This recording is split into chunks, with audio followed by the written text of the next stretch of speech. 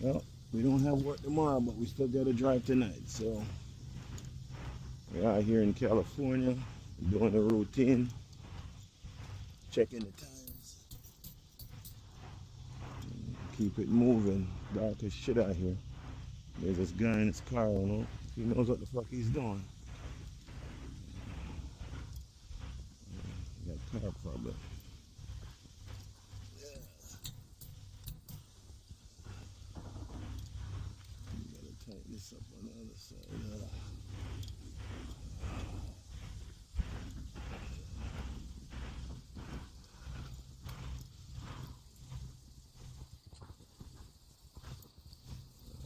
Alright.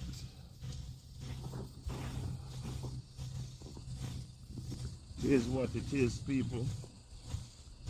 Something flew in the highway, took off some of my caps there, but no biggie. Ay, ay, ay. Take out my trusty bat to check my tires, and away we go. Ah, boy. It was a beautiful day in California.